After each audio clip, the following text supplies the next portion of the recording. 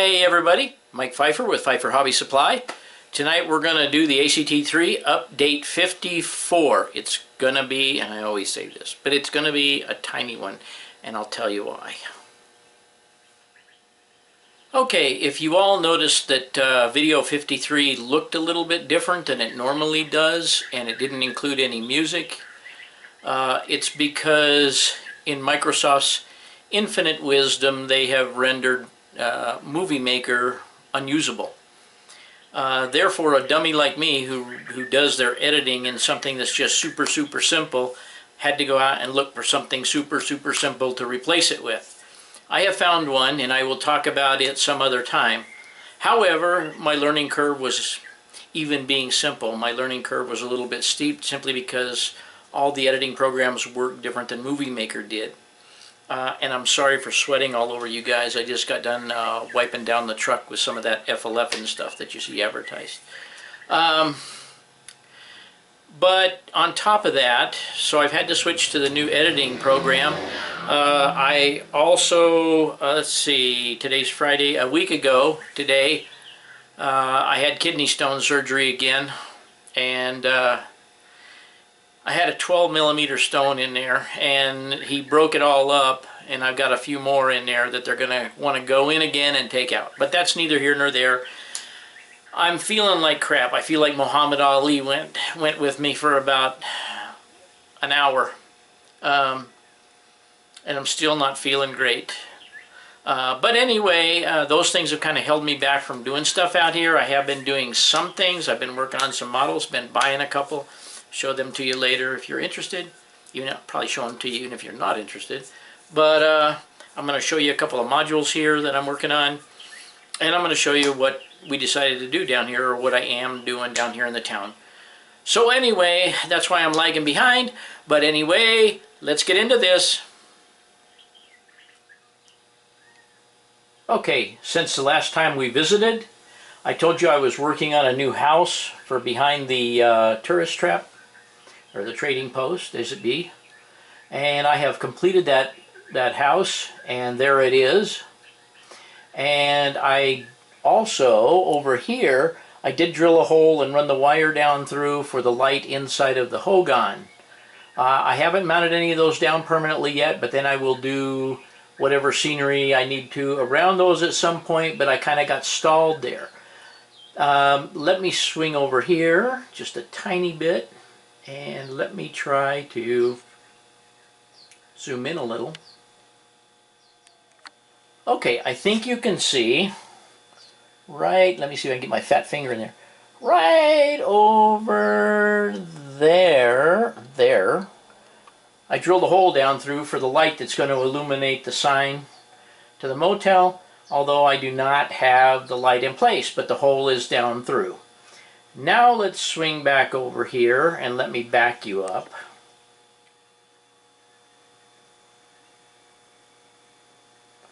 By the way, that phone booth doesn't go in the middle of the driveway.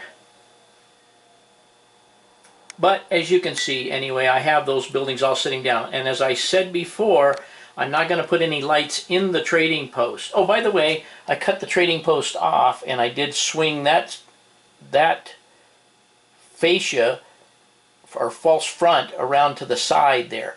So if you were to look at it from the back side, it appears like there's a different building there. Anyways, but there's going to be street lights out there instead of lights in the trading post. So pretty much that's it for that area. Now I'm going to swing over here to the crossing and take a look at that real fast. Okay, what I did is I have a little building. I'm going to put it right there. It's kind of crooked at the moment. And there go the gates. And then you can see that I have an electrical box on the opposite side. And that should be sufficient to cover up most of the stuff that I need to cover up there. It may not be prototypical, and it may be too close to the track, and it may be all those things, but I think it might be the best solution. I don't know. I mean, it's okay for right now, and we'll deal with that at another time. Let me see if I can get this to go off. And now let's take a look back in the town and see what I've got going. Okay, what you can kind of see here, and you can't really see behind the fire station, but I did not scenic. I put plaster behind the behind the fire station there, and I color matched it back to the earth color. And then, as you can see back over there, I cut back into the hillside and put some cribbing along there, and then also patched that in and blended that in. That allows me to put the church back in there and then have a little bit of space. You'll also notice that the wire to the church is gone. I've got it down through the foam. All the wiring's hanging down there, ready to be hooked up. But as I said, with my kidney situation, I don't feel like getting under there. Now, the water tank. If you remember on that water tank, it had this goofy looking little platform. You climbed up the ladder and then you stepped onto this platform and you walked underneath the tank, and then there was a ladder that went up into the bottom of the tank. I thought that just looked stupid, so I took it off, cut it all off of there. I like the look of the tank a lot better. However, I don't know if I like the look there. I may wind up putting it elsewhere. In fact, I might even wind up putting it on the far side of the curved track that you see there, up on the hill there. I'm not real positive. I may even put it on down the road. I may even put it over here on the to my left or your left, down here by the Sierra Madre packing. I'm not real positive, but I do like the look of it a lot better, stripped down like that. So it is usable. But anyway, that's what I've got done. I've gotten the hill all plastered in. Another thing, well, one more thing, let me show you, but I'm going to have to move some buildings to do it, okay?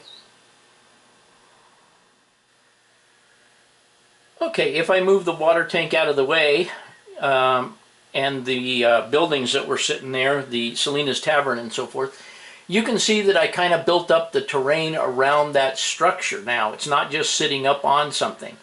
I can fill all that stuff in that you see there that's showing with scenery material and such. So, and you don't see it behind the buildings anyway, except through the crack between Bingo's and the drugstore. So I'm not too worried about that. And then if I kind of pan over here, you can see that I've moved these buildings right here. But I think I told you that I'm going to cut the roofing felt right along here, and I'm going to make a template of a curved road that goes uphill in a parking lot right up here, that whatever shape it winds up being to fit that area. And I'm just going to put hot glue under it to suspend it up in the air. But it'll be a sharp incline to the right, and then there'll be a parking lot in front of that building. So that's what you'll see when you look down the street there, is just that incline. And then, of course, there'll be bushes and trees and stuff behind all those buildings, as I said. You know, stuff that would have been planted there when the town was formed and so forth. But anyway, you can see that I've got that building in the background there up high.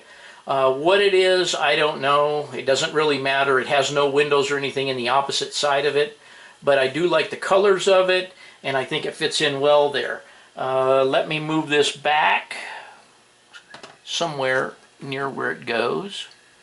Something like that. So now you can kind of see, even from an elevated, the camera right now is about 6 inches above my head. So you're actually looking down into that.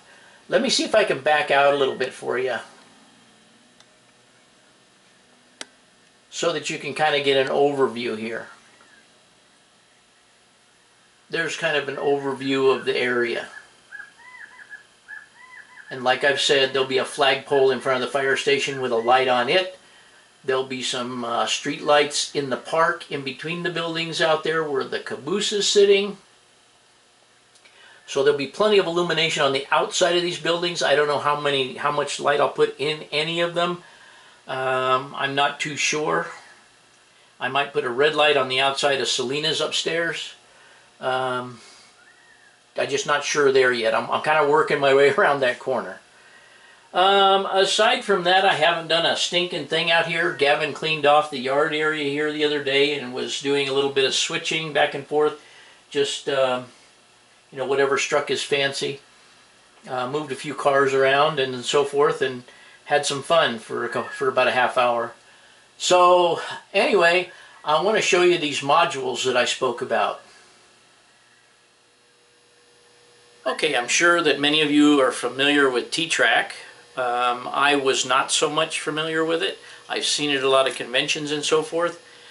But I made a mention about T-Track, and some of the guys that are even in HO in our NMRA group had seen T-Track modules at different conventions, even the NMRA convention. So when I happened to bring it up at the NMRA meeting, we're about 50-50 N-scale and HO guys in that particular, our particular group and area here. But I had mentioned T-Track, and a couple of the HO guys piped up and said, man, we'd like to build a T-Track module. That'd be kind of cool. We could take them and display them and so forth. So anyway, one thing led to another, and we bought T-Track modules. This particular module that you see is an 11 and 12 inch corner. We bought 4 of these. I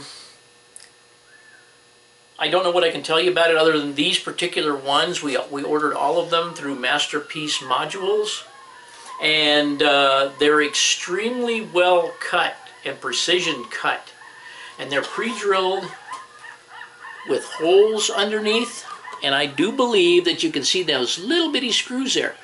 Those holes are already drilled there and screw into the holes in the bottom of the Kato Unitrack. The corners do not need any feeder sections. They rely on the feeder sections that are on the modules connected at each corner. Anyway, so that's it. Like I said, it's all pre-cut. Everything, you just buy it. They send it to you. I think the corner module is $25 or something in that range, and it's got, if I quit yanking it around here, it's got nylon leveling feet, and if you drill a little hole in the top, you can stick a 1/8 inch hex down in there and turn the hex to level the modules on tables that otherwise perhaps may not be level. Pardon me, may not be level. But you can see that he does a real nice job on the modules. Anyway, enough of that module. We decided to standardize on 2-footers. We just decided not to do, or I just decided, I suppose, or we voted and everybody agreed. We kind of eliminated 1-foot modules. You can hardly put anything on a 1-foot module, and if you're going to build one, you might as well just do 2 feet, and we don't have very many people, so building 2-footers would allow us to set up a little bigger layout. I think I ordered 15 modules in 4 corners. My module happens to be, and I'm sure you're not going to be able to see it all, it's a 4-footer.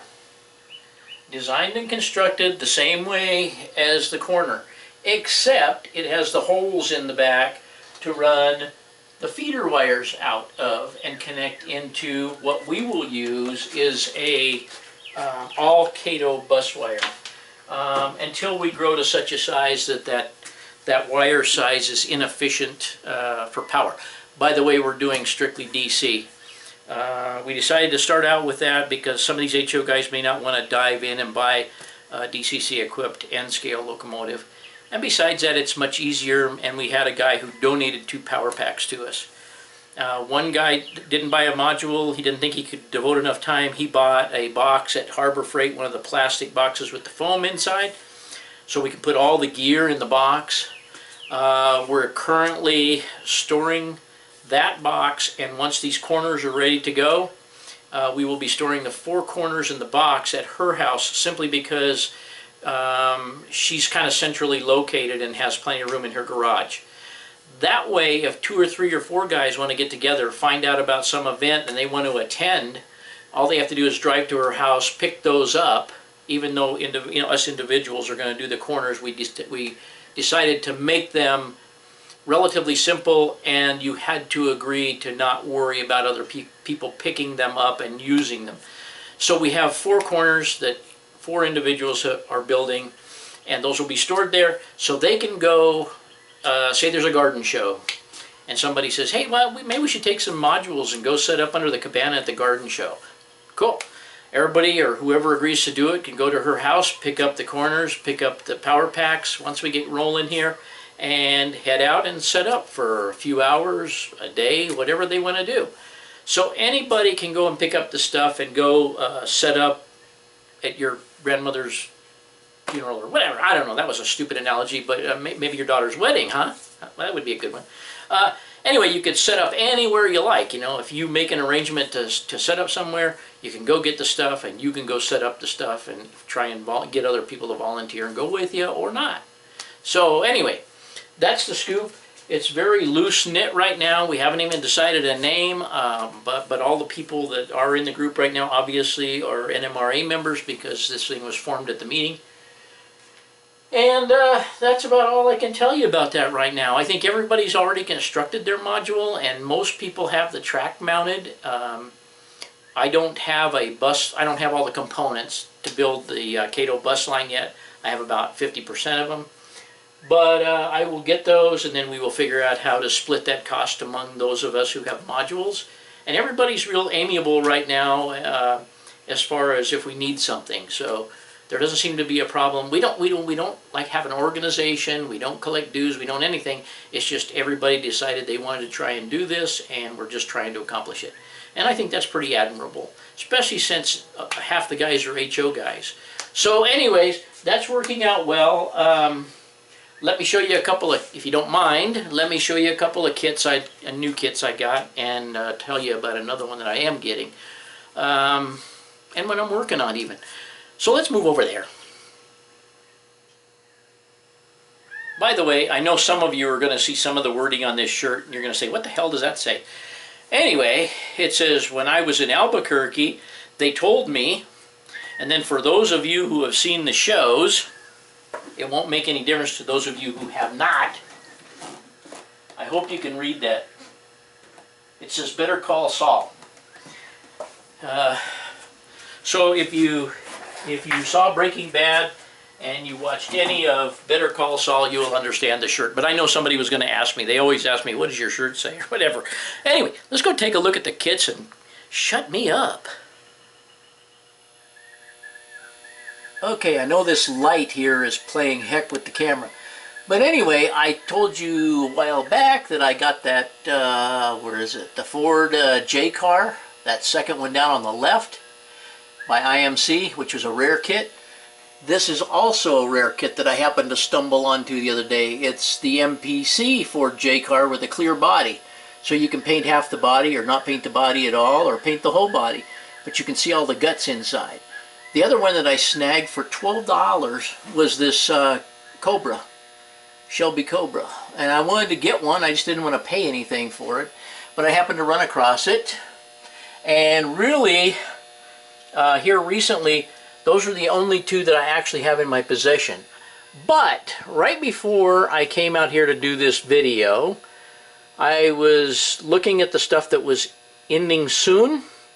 And lo and behold, there was a Visible V8, the latest run of the Visible V8. And I always wanted to build one of those as a kid, and I could never afford to buy one.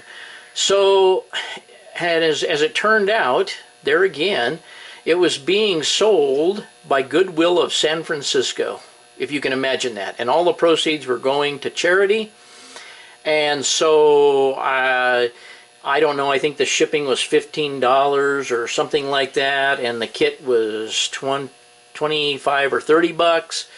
And it had like 2 minutes to go, so I sat and watched it till the very end, and I thought, there's no way I'm going to win this. I put in a dollar more than what the current bid was, and lo and behold, I won the stupid thing. So, in the near future, I'll be building one of those, and real quickly, the model that I'm working on right now is called the Little Coffin. I don't know if you remember seeing it over here. It was a very bizarre custom car from the 60s. And I'm working on that one right now, and it makes me realize how ill-fitting a lot of these kits were from what I actually remember as a kid. But I hope to finish that up soon, and you can get a look at that. But without keeping you on here all night, I'll let you go. Okay, everybody.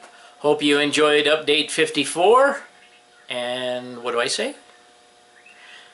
Thanks for watching.